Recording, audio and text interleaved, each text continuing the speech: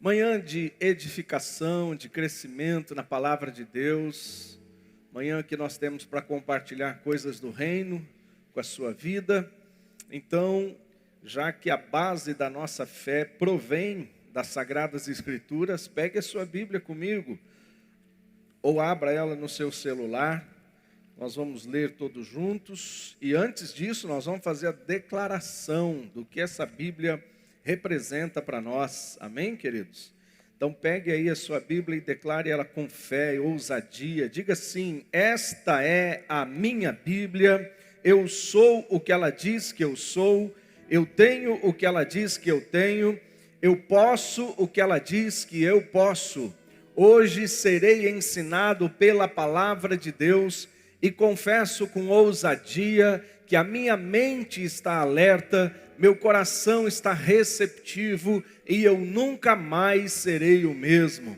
Estou prestes a receber a semente incorruptível, indestrutível e sempre viva palavra de Deus. Eu nunca mais serei o mesmo. Nunca, nunca, nunca. Em nome de Jesus. Amém, amém. Abra comigo em Mateus capítulo 6. Evangelho de Jesus Cristo, conforme escreveu Mateus, capítulo 6. Eu fosse você, faria de tudo para estar presente na reunião da noite, porque o que eu vou pregar agora cedo é uma introdução daquilo que quero falar à noite. Então, se eu fosse você, se esforçaria, se você pode, se não pode, faça acontecer, para estar conosco à noite, porque a noite não é um complemento, mas é, quem sabe, a parte principal dessa palavra. E eu não gostaria que você perdesse ou ficasse de fora desse tempo, tá bom? Então, esteja conosco no culto das noites, na celebração das 18 horas, vai ser uma bênção muito grande. Mateus capítulo 6, o versículo é o 9 em diante, que diz assim: portanto, orem assim: Pai nosso que estás nos céus, santificado seja o teu nome. Eu acho que dá para ouvir a voz de todos enquanto nós lemos esse texto. Vamos ler novamente? Portanto, orem assim: Pai nosso que estás nos céus, santificado seja o teu nome. Venha o teu reino, seja feita a tua vontade, assim na terra como no céu. O pão nosso de cada dia nos dá hoje, e perdoa-nos as nossas dívidas, assim como nós também perdoamos aos nossos devedores. E não nos deixes cair em tentação, mas livrai-nos do mal. Pois teu é o reino, o poder e a glória para sempre. Amém. Amém? Feche os teus olhos por um momento. Pai, nós acabamos de ler juntos e declarar juntos tua poderosa palavra. E queremos nesta manhã estar disponíveis a ela. Por isso eu rogo ao teu Espírito que fale mais uma vez, através dos meus lábios, aquilo que o Senhor aprove. E não me permita falar nada daquilo que o Senhor não aprove. O meu desejo é que no final de todas as coisas, o nome do Senhor Jesus esteja levantado e exaltado em nós e através de nós. É por isso que eu oro em nome de Jesus. Amém e amém. Glória a Deus. Sorria para alguém que está do seu lado e se assente no melhor lugar.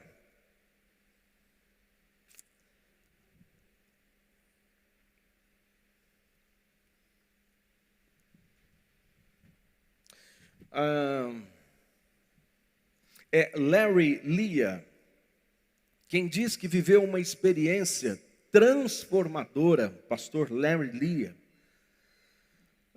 ao ouvir a voz do Espírito Santo para que ele lesse as palavras de Jesus em vermelho, tanto no aplicativo do celular, em boa parte deles, quanto em boas partes de Bíblias impressas. Algumas versões nos evangelhos estão as palavras de Jesus escritas em vermelho. E está aí algo muito bom para fazermos como exercício para a nossa fé nesse final de ano. Eu desafio isso. Sabe, esse homem viveu essa experiência e eu tenho lido a respeito disso. E ele fala que foi uma coisa muito transformadora na vida dele. Às vezes a gente se atém a alguns detalhes do próprio escritor e acaba dando menos ênfase às palavras do próprio Senhor Jesus. E as palavras do escritor vão passar, mas as palavras dele serão eternas, jamais passarão.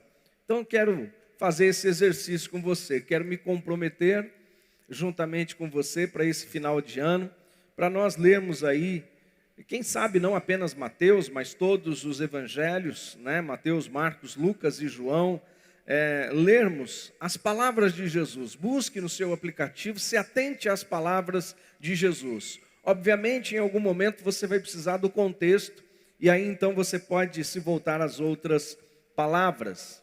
Ouvir as palavras de Jesus. Esse texto que nós lemos, na versão que eu li, Nova Almeida atualizada, ela começa continuando. Como que é isso, pastor? Começa continuando. É porque esta palavra, eu não sou muito bom na nossa, eu não vou dizer no português, porque eu até sei falar mais ou menos, mas na regra, né, da língua portuguesa, eu não sei o que essa palavra portanto significa. Eu sei que para mim ele está coligando, ele está fazendo uma ligação com o assunto anterior. E Jesus começa então continuando o assunto que deve fazer parte da vida de todo discípulo. É um assunto importantíssimo para a nossa vida, para a nossa caminhada de fé. E não dá para ter fé, não dá para ter vida cristã sem aplicar de verdade esse princípio fundamental na nossa vida. Por quê, queridos? Porque boa parte das vezes nós estamos tão comprometidos com a agenda da comunidade, com os cultos, com as reuniões. A gente está atento, a gente está se voltando àquilo que está sendo, de certa forma, ensinado. Mas pouco nós temos colocado o nosso corpo, a nossa mente, a nossa alma à disposição dessa palavra que nos foi ensinado. Então eu quero compartilhar rapidamente aqui, minha palavra é bem objetiva porque ela é introdutória daquilo que eu quero falar à noite. E o que Jesus estava falando é o seguinte: isto ou este acessório, que não deve ser acessório. Por exemplo, o motor de um carro é acessório no carro? Se não tiver motor, serve para nada, não é verdade? Acessório é o quê? É o retrovisor ou o vidro ser elétrico. Isso pode ser acessório. O som é acessório. Mas o carro, ele precisa. As rodas do carro, os pneus do carro não é acessório, é parte fundamental. Então, parte fundamental para a vida do crente é palavra de Deus e oração. Repita comigo essa palavra: oração. A oração é a ligação que deve permanecer entre a criatura e o Criador. Se existe algo que nos liga com Deus, é a oração. E nós estamos neste mês, não sei se você se lembra, mas nós estamos no mês de outubro vivendo o quê? Uma oração, orar a palavra de Deus e prevalecer. Já viu crente, já viu gente que não prevalece na fé? Por quê?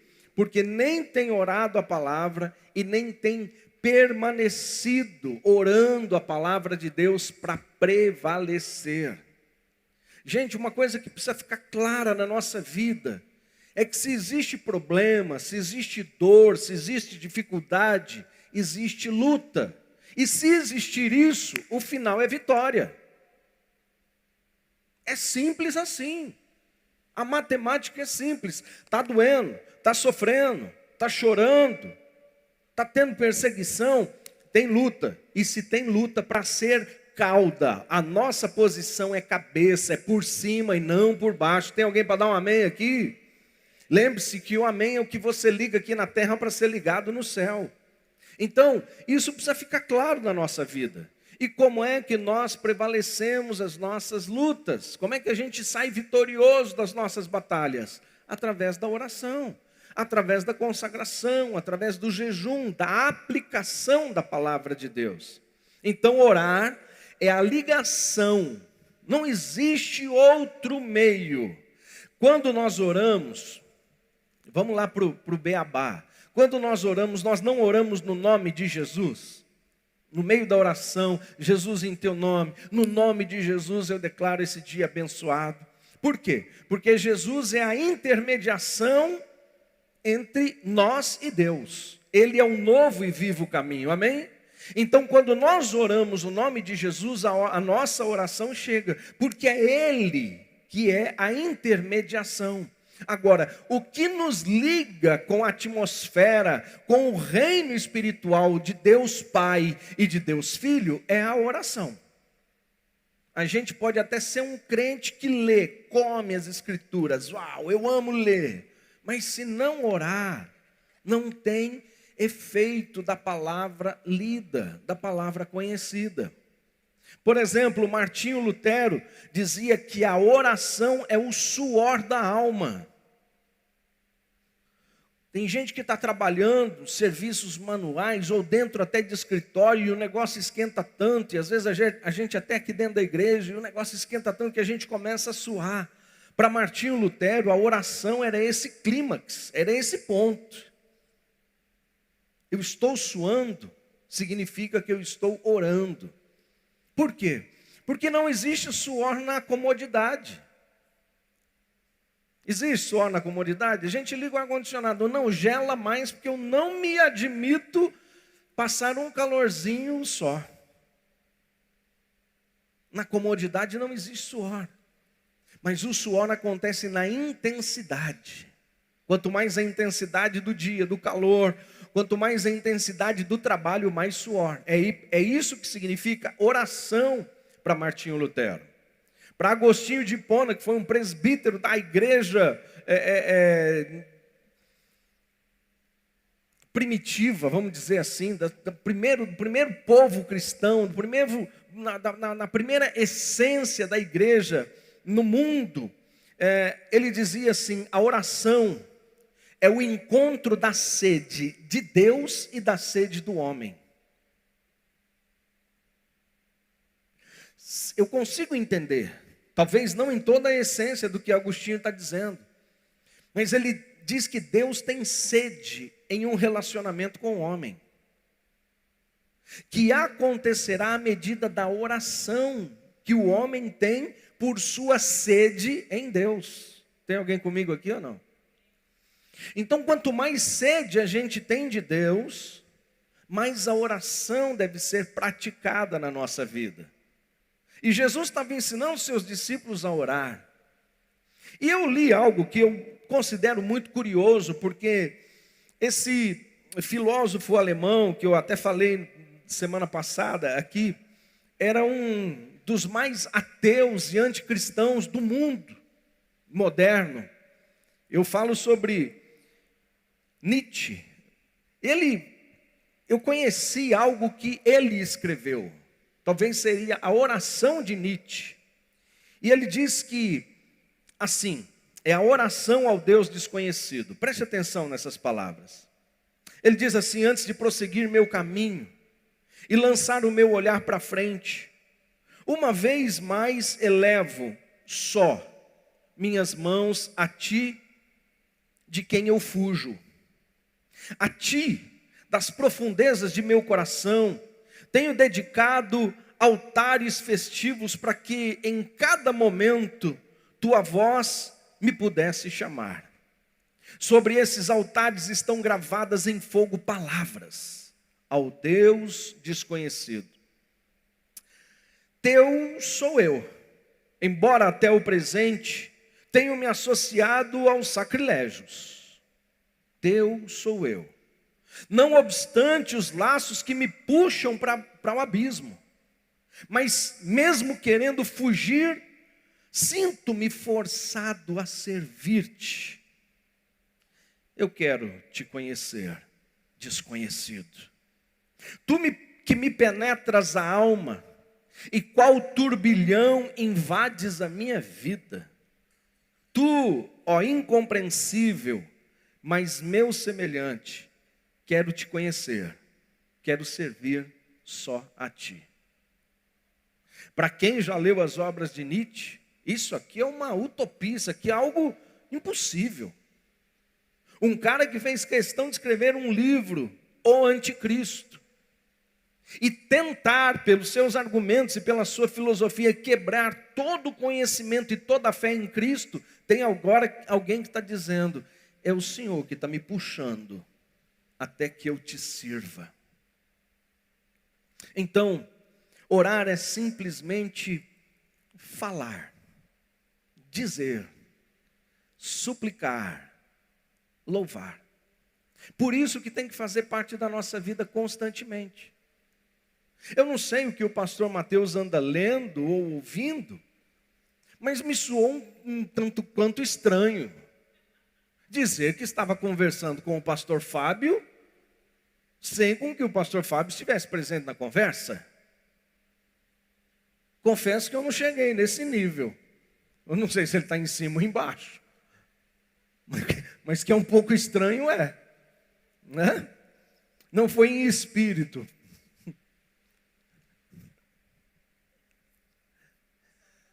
Saudade, é saudade, compreenda.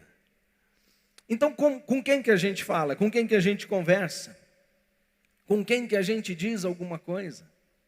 Com quem nós temos fé e certeza? Está me ouvindo. Está aqui comigo. E o que Jesus fala com os discípulos é porque eles estão muito religiosos. Todos aqueles discípulos foram criados nos costumes judaicos. Todos eles aprenderam na escola dos sacerdotes. Todos eles, em algum momento da sua vida, estiveram religiosamente nos cultos, no templo e nas sinagogas. Mas esses discípulos falam para ele: Jesus, ensina-nos a orar. E o que eu vejo de coisa mais importante nesse pedido, nessa súplica, é exatamente o reconhecimento de que essa minha religiosidade, isso que eu acho santo, isso que eu acho sacro, isso que eu acho devido, precisa ser quebrado. Tem gente que religiosamente,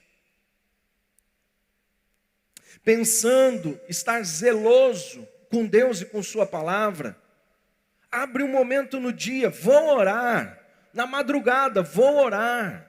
Isso é lindo, poderoso e maravilhoso.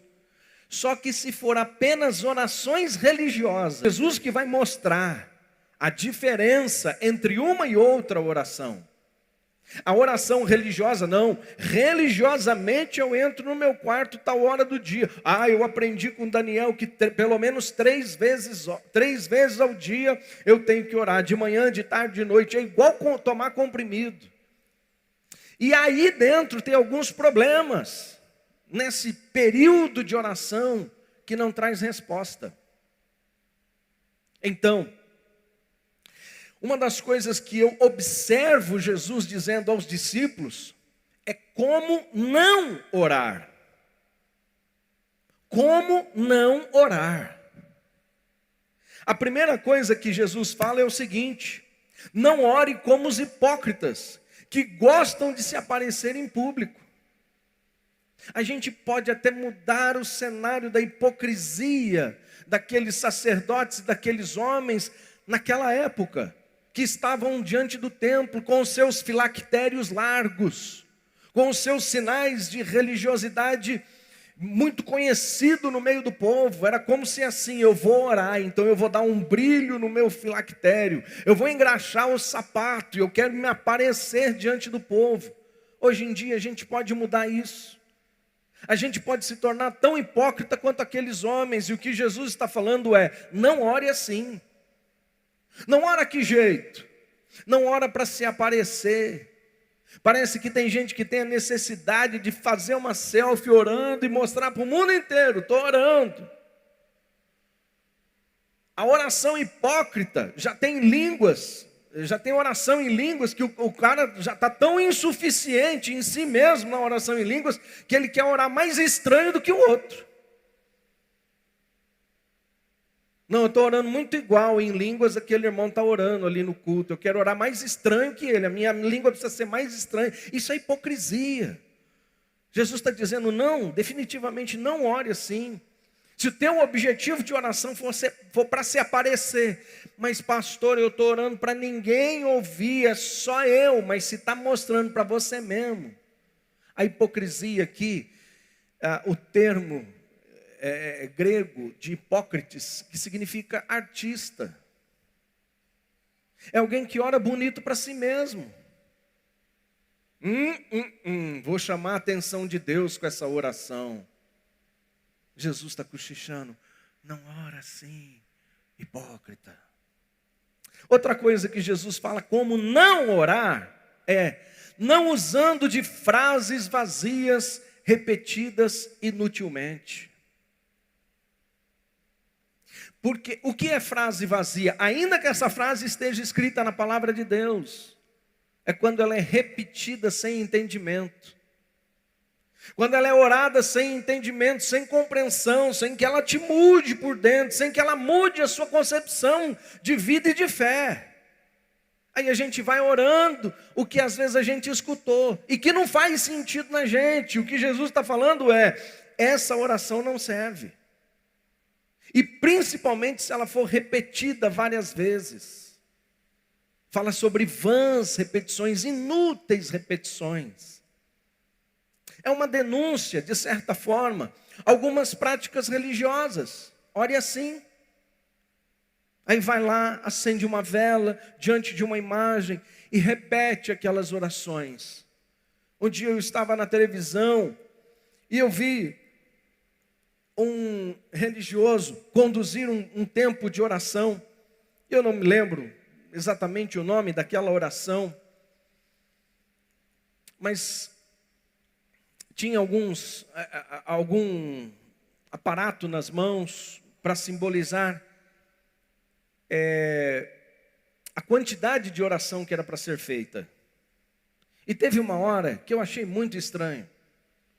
Ele ficou, Jesus, Jesus, Jesus, Jesus, Jesus, Jesus, Jesus, Jesus, Jesus.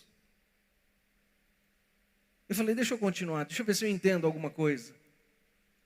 E de repente ele trocou a palavra, abençoai a minha casa, abençoai a minha casa, abençoai a minha casa, abençoai a minha casa, abençoai a minha casa, abençoai a minha casa. E só não pegou o celular porque o celular estava sendo usado para fazer a selfie, porque no meu entender, essas várias repetições, se uma mão estiver disponível e o celular tiver um acesso da mão, pelo menos você passa o olho. E abençoai a minha casa, Jesus, Jesus, Jesus, Jesus. E foi claro, eu me lembrar daquilo que Jesus está falando. Não é essa a oração. A outra coisa que Jesus ensina é que nós não devemos orar sem a liberação do perdão a quem nos ofendeu.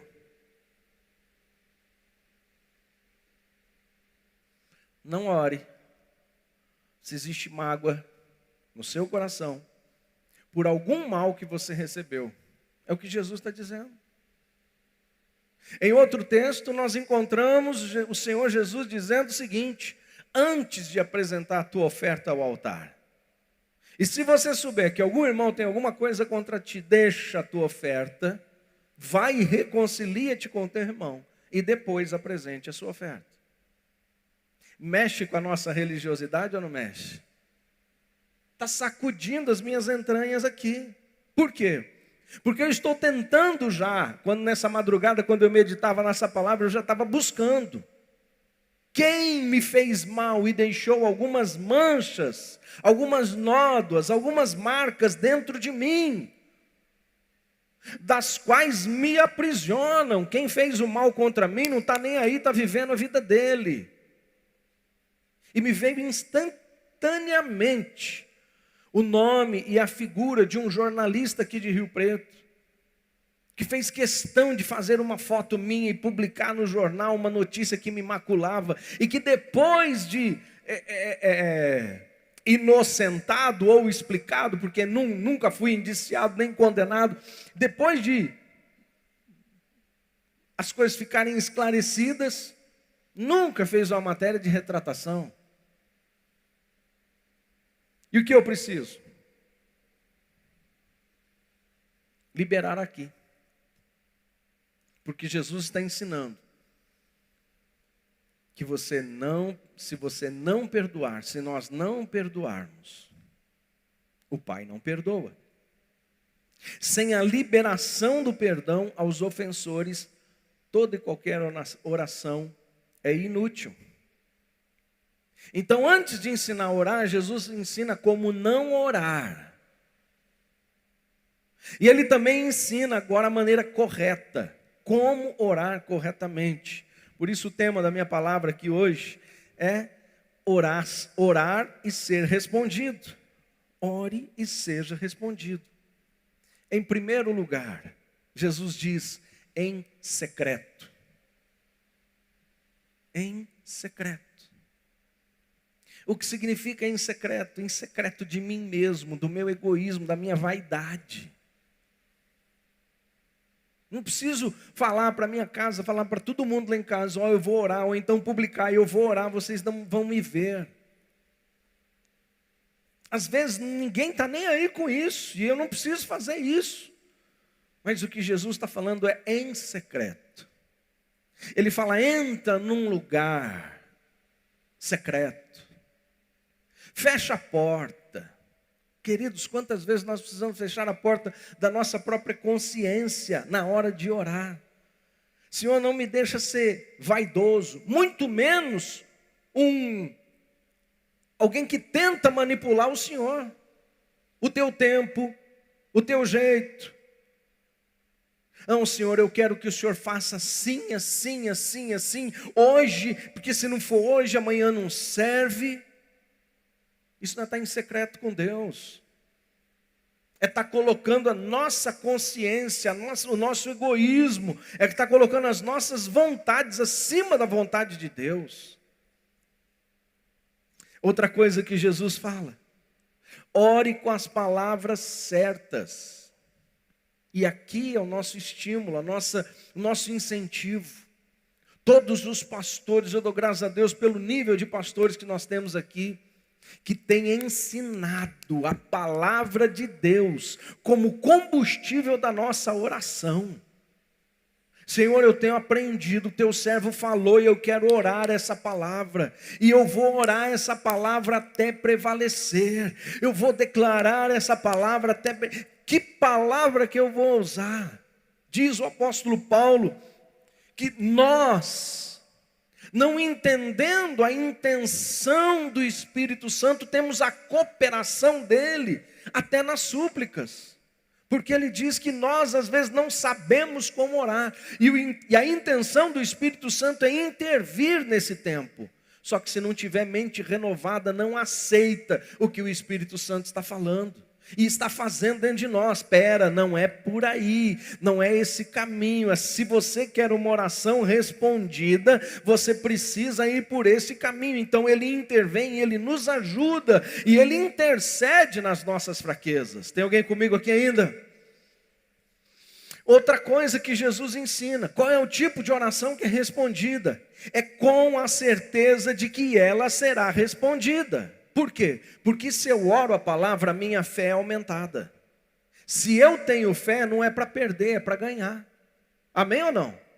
Se existe fé dentro de mim por causa da palavra de Deus, significa que esta fé aumenta a minha esperança. E deixa eu deixar. Permita-me deixar uma coisa clara ao seu coração. Esperança não é esperar, é esperançar. Esperança não é ficar aguardado, mesmo que orando, esperando o tempo chegar. Não, esperança é esperançar. É algo que você vislumbra, é algo que você confessa, é algo que nós cremos e já nos alegramos pela vitória que vamos receber. Amém ou não? Outra coisa que Jesus ensina, a oração que é respondida é com o coração pronto a perdoar. Pronto. Mas doeu, hein, pastor? Me feriu, me machucou. Tenho marcas profundas até hoje. E não foi exatamente o que os nossos pecados fizeram no corpo de Jesus naquela cruz? Marcas profundas. E ainda assim, ele disse: Pai, perdoa-lhes, eles não sabem o que fazem. Quantos de nós estaríamos disponíveis, com o coração disponível, numa oração, dizer: Pai, perdoa aquele tipo desgraçado? Explico, quem está sem a graça, não é desgraçado pejorativamente, mas é quem está fora da graça, da aliança da graça. Pai, perdoa essa pessoa que me feriu do jeito que me feriu. Pai, perdoa porque ele fez não sabendo o que iria fazer. E ainda que tivesse as intenções de me ferir como me feriu, perdoa-lhe, Pai. É um burro que não sabe o que faz. É um ignorante que não soube o que fazia. O que Jesus está ensinando? É com o coração disposto. E a palavra de Jesus é: perdoa-nos, assim como nós já fizemos. Nós não vamos fazer, não. É perdoa-nos assim como nós temos perdoado. Assim como a gente já tem liberado perdão. Porque a liberação, perdão, é a limpeza do coração. É a liberação da mágoa. Não existe mágoa, não existe água suja dentro de mim. Por quê? Porque o perdão foi liberado.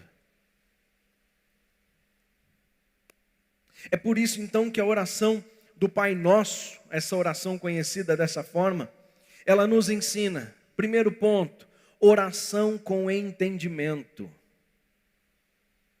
Jesus não falou para a gente pegar essa oração e orar ela. Não, ore com entendimento. As palavras que eu vou dar para vocês, imagine que cada uma dessas palavras são uma pedra para o caminho para atravessar. Então, essa oração é a base para palavras que saem do coração. Outra coisa que Jesus ensina é que nós devemos ter disposição para viver aquilo que a gente está orando. Se tem uma coisa que é diferente da outra, é como um prato de refeição. O prato está posto. É nutritivo, saudável, bonito e saboroso. Mas precisa ter disposição para acessá-lo, para comê-lo. Então o que Jesus está falando é o seguinte: você precisa ter disposição para viver, para se alimentar, para comer aquilo que está colocado em palavras. A outra coisa que essa oração nos ensina é que dentro dela existem súplicas e confiança. Eu suplico, mas ao mesmo tempo eu confio. Eu confio porque a minha súplica não chegou diante de um pau, diante de um barro, diante de uma pedra, diante de uma vela, mas chegou diante daquele que era, que é e será eternamente. O seu nome é Jesus. Então é súplica e confiança. Engraçado que Jesus fala assim, ó: o Pai de vocês, ou seja, o nosso Pai, já sabe tudo o que vocês precisam. Se Ele já sabe, por que eu preciso pedir? Porque a súplica gera confiança. A confiança vai gerar esperança, e a esperança aumenta a fé. A outra coisa que tem que ter na nossa oração, dentro dessa oração que Jesus está ensinando, é que você precisa louvá-lo e render-se diante dele. Mais uma vez, louvar quem? Quem é digno de louvor. Eu sou digno de louvor? É por isso que eu me rendo enquanto eu louvo.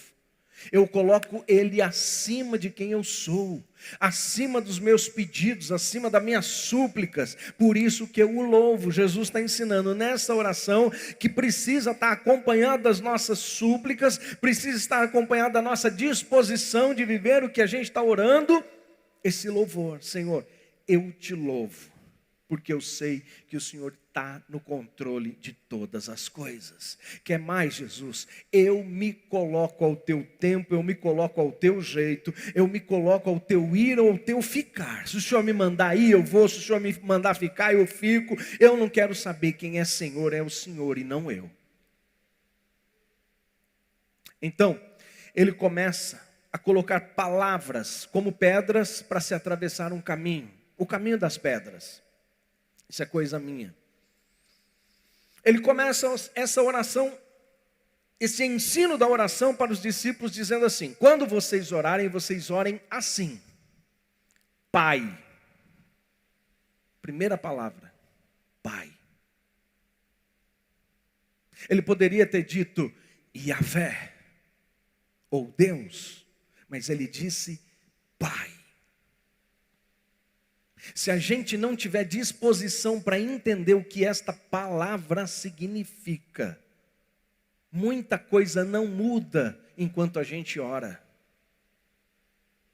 Quando nós entendemos que a primeira palavra que Jesus coloca no ensino de oração é Pai, e quando a gente usa essa palavra, Pai, peraí, o Senhor não é só Deus, o Senhor é Pai. Mas o Senhor não é um pai como um pai maldoso aqui do mundo. O Senhor é o Pai que amou o mundo de tal maneira, que enviou o seu Filho, para que todo aquele que nele crê não pereça, mas tenha vida eterna. O Senhor é a perfeição de paternidade. O Senhor é a perfeição do modelo de pai que nós deveríamos viver aqui embaixo. Então, para conforto e para júbilo da minha alma, eu comecei a orar. Deus, o Senhor não é apenas Deus da minha vida, o Todo-Poderoso, o Deus de justiça, o Deus que vinga, o Deus que opera, o Deus que fala, o Deus da guerra. O Senhor não é apenas Deus, o Senhor é meu Pai. E isso muda tudo dentro de mim.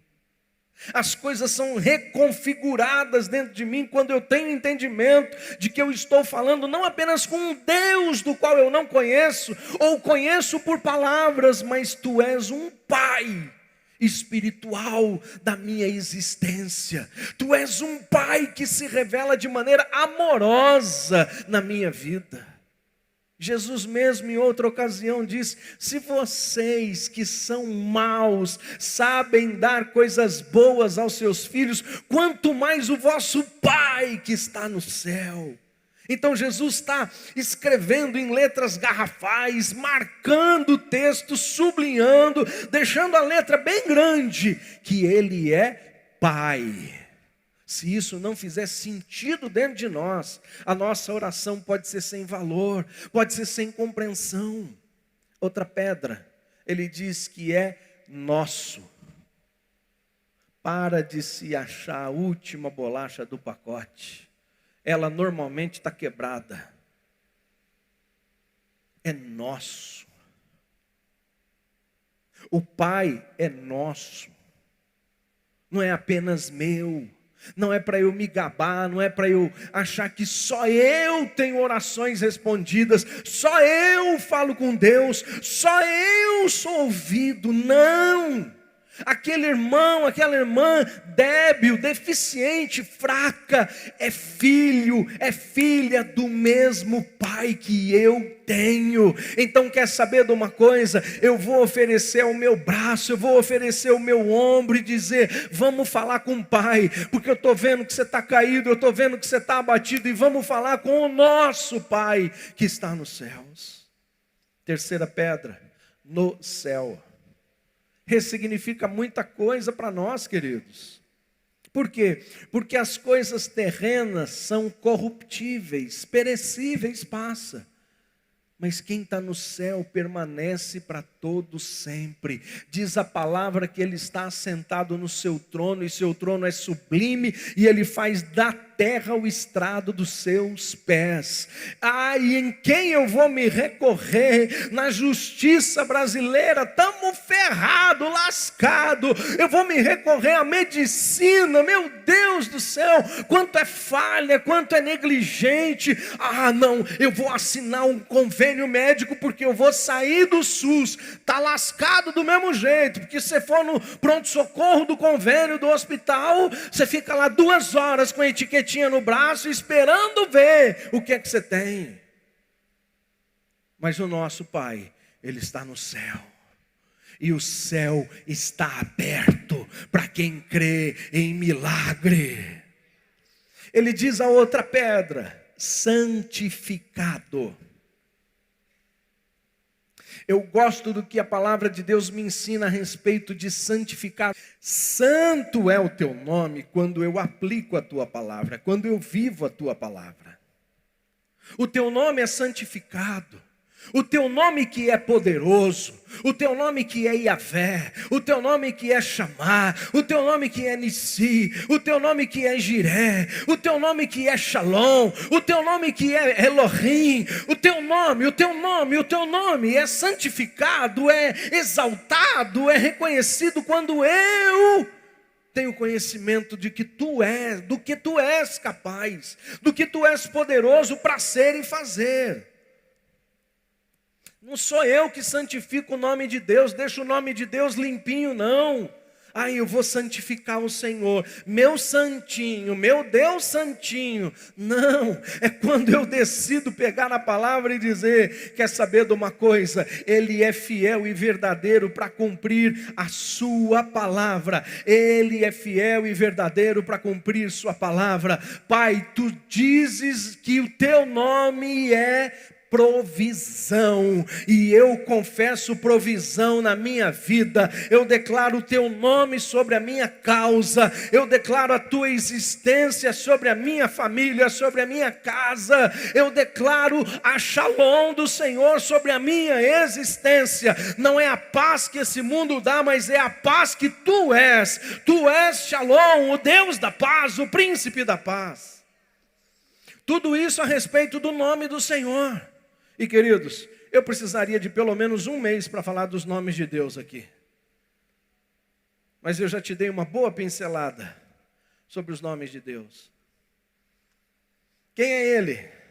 Quem é esse que você serve? Ele é Deus. E o que significa Deus para a sua vida? Significa saúde, paz, provisão. Significa abastança. Esse Deus significa para mim perdão. Esse Deus, o nome de Deus, o nome do Senhor, na minha vida, na história da minha existência, significa tudo que eu sou e tudo que eu preciso. Teu nome. Aí ele diz o seguinte: venha. Ele está ensinando os discípulos a orar. E dizendo, venha, quer dizer que ainda não estava aqui. Quer dizer que ainda não chegou. E aqui dá para entender, fazer um link com o que o apóstolo Paulo fala quando a gente celebra a ceia. Até que ele venha. Venha o quê? Venha o teu reino. Venha o teu modelo de governo, teu modelo de justiça. O nosso está caótico. O nosso está esfarrapado. O nosso reino, o nosso governo aqui está cada vez mais degradado, caindo, corrupto. Mas venha o teu reino. Senhor, venha o teu reino sobre os novos prefeitos, sobre os novos vereadores, venha o teu reino sobre novos juízes, venha o teu reino sobre novos advogados, que eles advoguem com justiça, que eles sejam os emissários da justiça na nossa nação, que eles tirem todas as maracutaias de justiça que está entranhada no nosso sistema judiciário. Venha o teu reino nas nossas salas de aula, venha na pedagogia, nos cursos de pedagogia, para que saiam dali novos professores para manifestar o teu reino. Venha o teu reino. Outra coisa que tem que estar na nossa disposição na oração é: faça, Senhor, não apenas saiba, de como estão as coisas aqui, mas faça. Senhor, faça o quê? A tua vontade. Não a minha, Senhor. Faça a tua vontade. Senhor, a tua vontade é me ver enfermo. Contudo, faça a tua vontade. Senhor, teu nome é vida, teu nome é saúde. E a tua vontade é me ver doentinho? Mesmo assim, faça-se a tua vontade. Deus nos chama para essa guerra, para essa peleja. Deus encontrou com Jacó e falou: eu quero lutar com você. Você vai resistir? Você vai lutar? Não, desisto. Quem sou eu para lutar com o Senhor? Pelo amor de Deus. Não. Ô Deus, está escrito na tua palavra que o Senhor é Jiré, que o Senhor é provisão, que o Senhor é Rafá, que o Senhor é bandeira. Contudo, Pai, faça a tua vontade. Se a vitória não chegou, se a resposta não veio, é porque a história não terminou.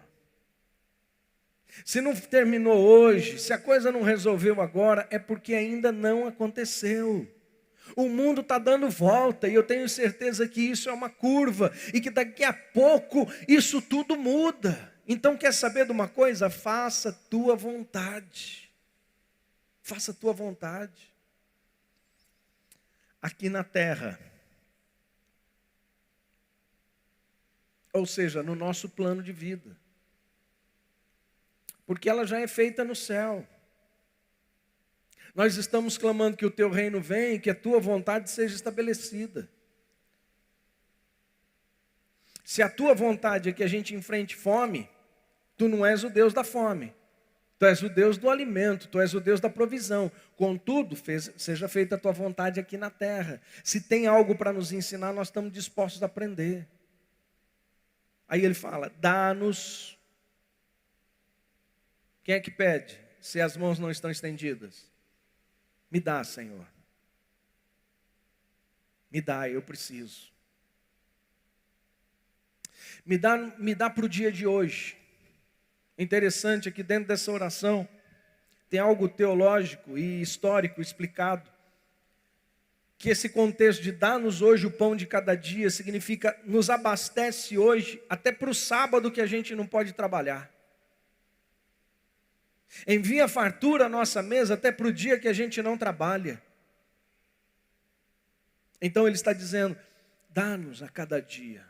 Senhor, eu preciso de tua presença hoje. Eu preciso da tua palavra hoje. Senhor, eu preciso do pão que não se corrompe. Eu preciso do pão que não perece hoje. Senhor, me dá a tua face hoje. Senhor, revela na minha vida a tua palavra. E não se esqueça, Senhor, de tudo aquilo que eu preciso. Para minha casa, para minha empresa, para minha família, para as coisas que eu me empreendi a fazer que vão glorificar o teu nome. Me dá o pão de cada dia. Aí entra no ponto que a gente se incomoda muito. Perdoa-nos. Do mesmo jeito, na mesma medida.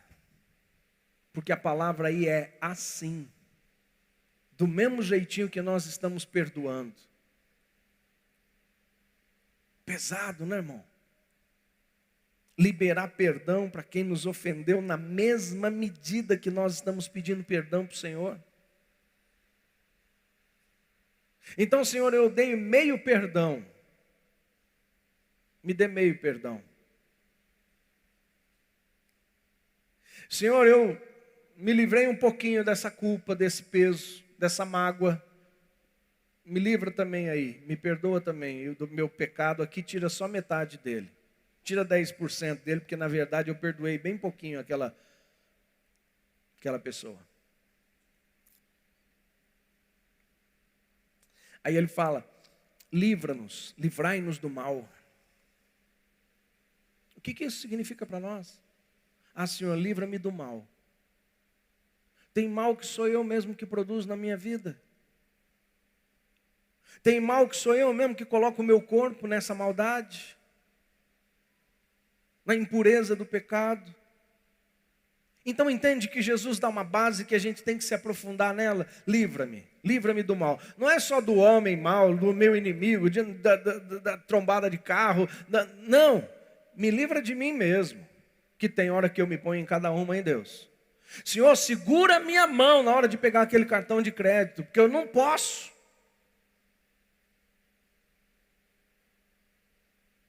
Eu ganho 10 mil reais, o cartão de crédito vem lá com 80 mil de limite. É meu salário aquele lá? Segura, Senhor, livra-me do mal. Livra-me de ser quem eu não devo ser. De comprar o que eu não devo comprar. De gastar onde eu não devo comprar. Teu é o reino. Tu és Senhor da minha vida. Teu é o reino. Teu é o governo. Teu é o poder. O que eu aprendo em dizer, em declarar isso, Senhor? Teu é o poder. Senhor, eu passei por Brasília recentemente. E novamente eu estive assim, dessa distância aqui até o fundo, da entrada do STF brasileiro. Sabe o que eu senti na pele? Poder. A atmosfera ali é poder. Poder para subjugar uma nação. Para condenar injustamente. Eu senti a atmosfera. Parece que o céu ali era negro, embora fosse um dia limpo, mais limpo de tudo. Eu senti poder. E o que é ler e o que orar, esta palavra me ensina. Senhor, aqui na terra tem muito poder. Tem muito homem que me maltrata.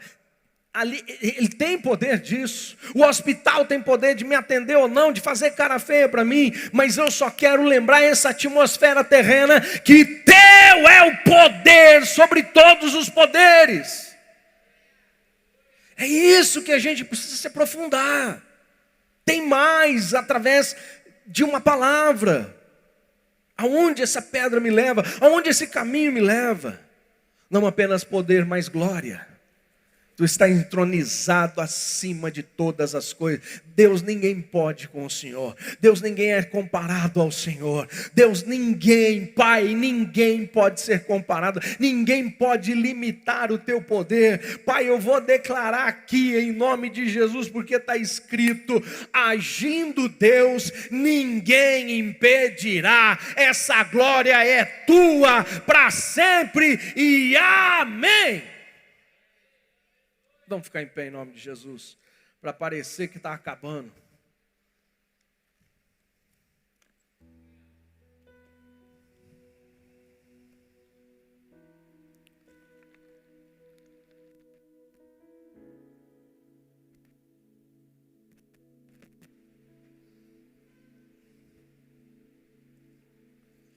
Quando nós oramos a palavra, e oramos com entendimento, queridos, as coisas começam a ter novos sentidos na nossa vida. A gente começa a descobrir o quanto a gente é religioso e o quanto simples a gente precisa ser. Quão verdadeiro a gente precisa ser diante do Senhor. Diz o salmista, creio que Davi, um homem segundo o coração de Deus, que perto está o Senhor de quem tem um coração contrito e verdadeiro. Às vezes a gente ora sem entender o que a gente está orando, só orando. É porque palavras são decoradas, então o nosso sistema neural traz, nossa boca produz. Graças a Deus tem boas coisas no nosso coração, sim. Então a boca fala do que o coração está cheio. Mas a Bíblia mesmo deixa muito bem claro que às vezes a gente pede e não recebe porque a gente pede mal. E por que a gente pediu mal? Porque faltou entendimento, faltou compreensão. Então até que nós estejamos formados na escola da fé, na universidade da fé, nós temos que desenvolver dia após dia um conhecimento mais profundo da oração. Papai dizia que a oração é a locomotiva que leva o crente até a estação da vitória. Ficar estagnado, reclamando, murmurando, ou apenas orando, sem entendimento, não nos levará a nenhum lugar. Apenas nos deixará no lugar mais triste, no lugar mais improvável que a gente deveria estar.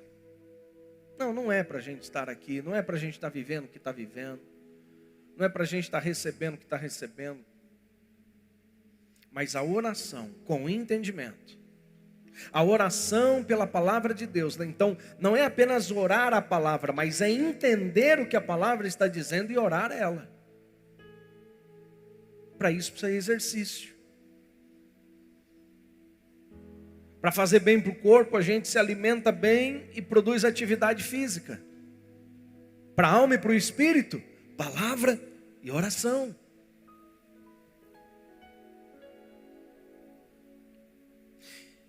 E Deus tem uma promessa, e eu quero declarar esta promessa e depois orarmos juntos. Em Isaías 65, 24, Deus, o nosso Pai, diz assim: antes mesmo que vocês clamem, eu responderei. Ah, mas eu estou esperando de um jeito, mas eu já respondi. Sabe aquele negócio? Eu vou dar um exemplo para vocês. Deus, sara meu pai está no leito de hospital, está morrendo, está aqui. Ai Deus, eu queria ver meu pai em casa, eu queria ver meu pai. Mas nunca nessa oração tenha, seja feita a tua vontade. Não é hipocrisia dizer, Pai, seja feito do teu jeito. Pai, o Senhor pode responder minha oração? Sabe uma coisa que me conforta? Na palavra de Deus está escrito e eu tenho entendimento para compreender isso. Eu não tenho prazer na morte de um ente querido, mas Deus tem. Isso tem que dizer alguma coisa. Eu não tenho prazer na morte do meu pai, da minha mãe, dos meus filhos, da minha esposa, nem na minha. Credo em cruz, Deus o livre. Mas Deus tem. E quando Deus tem prazer na morte daqueles que são seus? Quando a gente manda para o hospital e entuba e está inconsciente. E Deus lá de cima olha assim, por mais que vocês tentem, vocês não dão conta de acrescentar 1 centímetro à vida desse que eu amo. Vocês não têm capacidade. A medicina, os laboratórios, eles são muito mercenários. Quanto mais tempo tiver nesse leito de hospital, mais eles ganham, mais eles lucram. Eles não têm prazer nessa morte, mas eu tenho. Então quer saber? Acabou. Aí de repente a gente recebe a notícia: morreu. Aqueles que são seus, ele tem prazer. E eu não me decepciono no caixão, à beira de um caixão de um crente fiel no Senhor. Por quê? Porque Deus teve prazer nessa morte. Ele viu que a nossa medicina não dava conta. Ele viu que a nossa ganância, que a ganância da humanidade não dava conta de subsistir de restituir aquela vida. Mas ele teve prazer. Então o Senhor está dizendo, aí que a gente precisa ter entendimento. Antes mesmo que a gente clama, o Senhor já respondeu. Às vezes não responde do jeito que a gente quer, mas pode ter certeza que é o melhor jeito, o melhor tempo. Para benefício de quem? Para o nosso mesmo. Jeremias 29:11. Eu é quem sei, que pensamentos tenho a respeito de vós. São pensamentos de bem e de paz, para vos dar um futuro, vos dar uma segurança, vos dar o que vocês desejam. Diz o texto, estando eles ainda falando, eu os ouvirei. O que eu entendo disso aqui? Melhor do que ficar de boca fechada é falar com o Pai que está no céu. Melhor do que ficar murmurando dentro de mim mesmo. Será que vai dar certo? Será que eu passo? Será que eu conquisto? Será que eu aquilo? Eu abro a minha boca, porque estando eles ainda falando, fala, seque a minha língua, mas não deixe de falar das tuas maravilhas. Seque a minha língua no céu da boca, mas que eu não deixe de confessar quem tu és, Senhor. Estando nós ainda falando, o Senhor está nos ouvindo. Feche os teus olhos, coloque a mão no seu coração. E se algo falou com você nesta manhã, é hora de expressar. Nosso tempo está no fim, mas ainda é tempo de falar com o Senhor. Fale com Deus. Fale o que esta palavra já tocou no teu coração. Fale o que o Espírito Santo já ministrou no teu coração. Só não deixe de falar. Só não deixe.